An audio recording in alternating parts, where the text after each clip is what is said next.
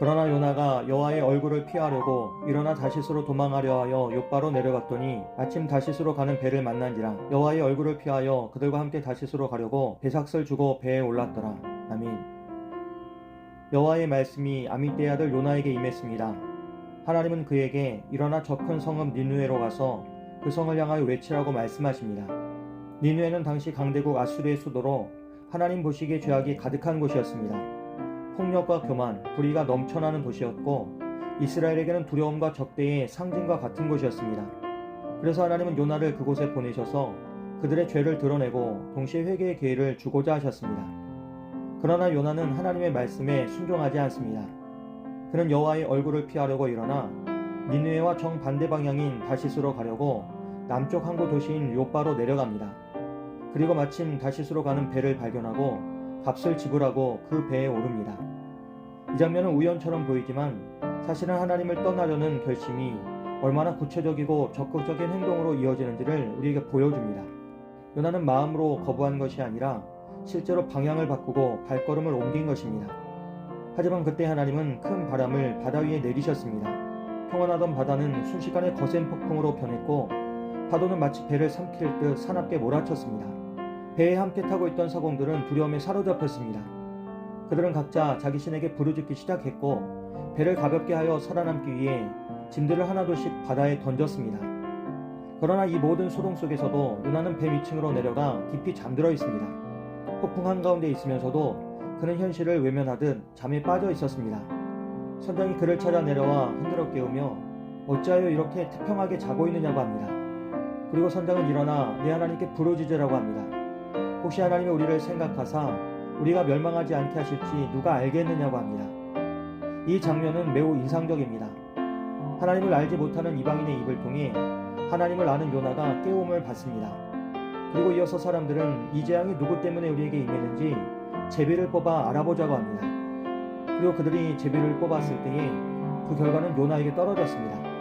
사람들은 요나를 둘러싸고 이 재앙이 누구 때문에 임했는지, 내가 하는 일이 무엇이며 어디서 왔으며 어느 민족에 속하였느냐고 묻습니다.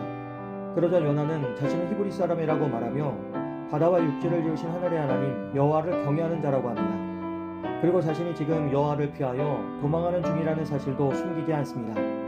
그 말을 들은 사람들은 크게 두려워하며 내가 어찌하여 그렇게 행하였느냐고 합니다. 그들은 요나의 하나님이 바다와 육지를 지으신 창조주이심을 듣고 지금의 폭풍이 단순한 자연현상이 아니라 하나님께서 일으키신 일임을 깨닫게 됩니다. 요나의 이야기는 하나님과의 관계 속에서 방향을 잃어버린 한 사람의 이야기입니다. 하나님은 요나에게 니느웨로 가라고 하셨지만 요나는 다시스로 향했습니다.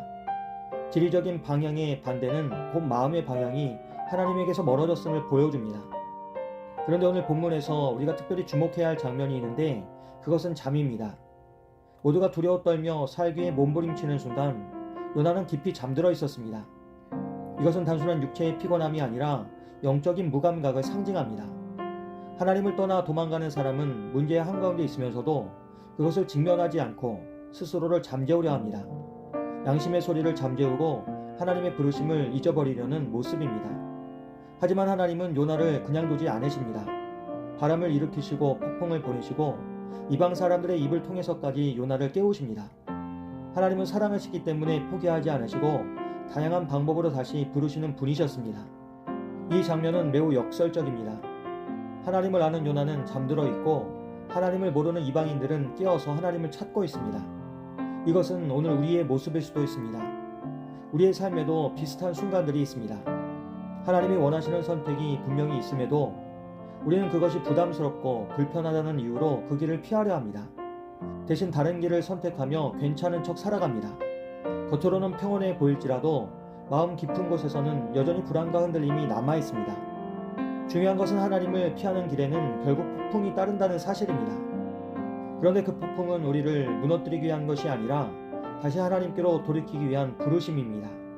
하나님은 우리가 완전히 멀어지도록 내버려 두지 않으시고 어떤 방식으로든 다시 불러 세우십니다. 요나는 결국 이 폭풍을 통해 하나님 앞에 다시 서게 됩니다. 도망치는 사람을 끝까지 붙드시고 다시 사명의 자리로 이끄시는 하나님의 은혜가 오늘 요나의 이야기 속에 담겨 있습니다. 오늘 우리의 삶을 돌아볼 때에 혹시 하나님이 이미 말씀하셨지만 우리가 외면하고 있는 영역은 없는지 생각해 보아야 합니다. 우리의 삶은 지금 어느 방향을 향하고 있습니까?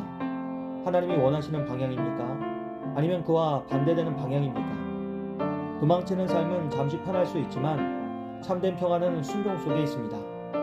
하나님께로 향할 때 비로소 우리의 삶은 제자리를 찾게 됩니다.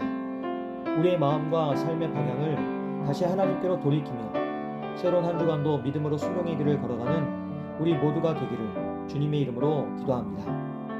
온 땅과 만물을 다스리시는 하나님, 주님의 뜻을 알면서도 피하고 싶어하는 우리의 연약함을 주님께 고백합니다. 말씀 앞에서 도망가지 말고 순종할 수 있도록 성령님 우리와 함께 주시옵소서. 그렇게 우리의 삶이 주님 앞에 정직하게 설 수 있도록 늘 동행해 주시옵소서. 예수님의 이름으로 기도합니다. 아멘.